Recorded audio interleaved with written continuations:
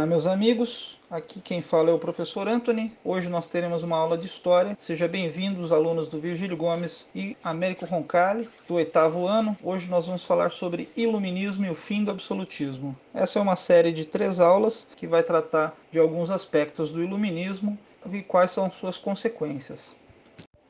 Thomas Hobbes, esse autor que aparece aí para vocês, não é um autor iluminista, ele é anterior a esse período, mas ele trata a respeito do absolutismo e do poder dos reis. Será interessante para a gente, primeiramente, entender o pensamento dele para entender o desenvolvimento político na Inglaterra.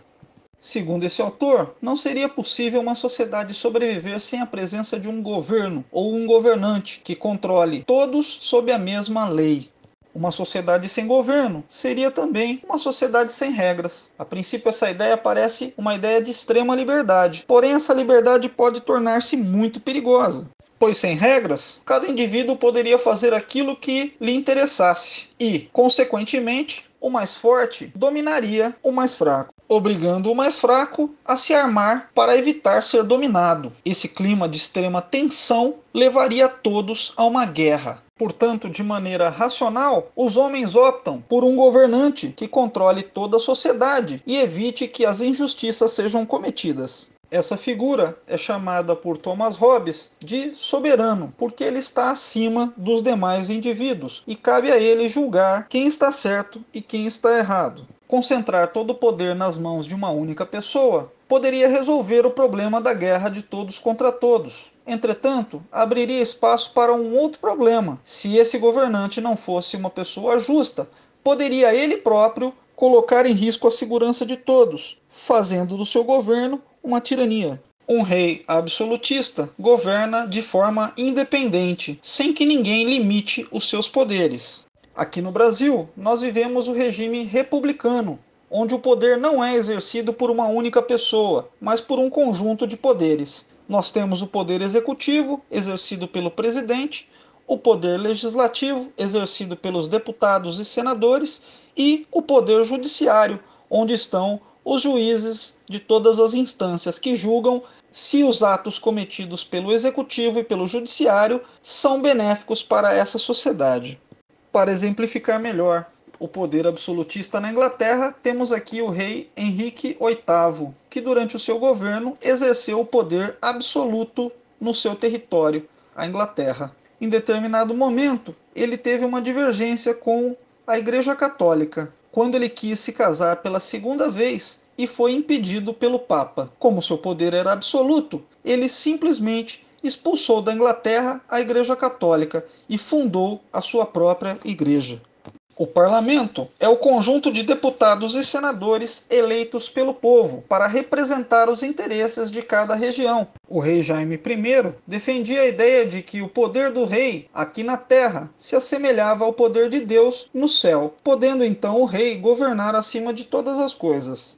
Seu filho Carlos I também não aceitava nenhuma interferência de poder além do poder soberano do rei e encontrou forte resistência do parlamento quando, durante o seu governo, tentou aumentar a cobrança de impostos.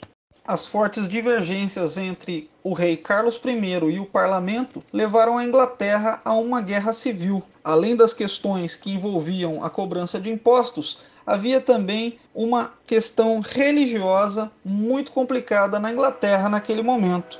Os cristãos puritanos não tinham liberdade para professar sua religião no território da Inglaterra, sendo muitos deles exilados para a América, onde no futuro fundariam os Estados Unidos. A Guerra Civil se arrastou por longos anos e terminou com a captura e julgamento do rei Carlos I, condenado à morte por decapitação. No lugar do rei, um representante do parlamento chamado Oliver Cromwell assumiu o poder na Inglaterra.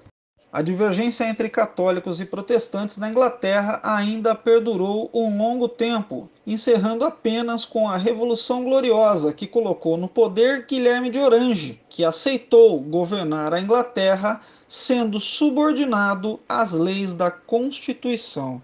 Como vimos nessa aula, existe uma grande diferença entre a monarquia absolutista, quando o rei governa sem a interferência de nenhum outro poder, e a monarquia constitucional, onde o rei está subordinado às leis do país. Em breve voltaremos a falar do poder absolutista quando estivermos estudando a Revolução Francesa.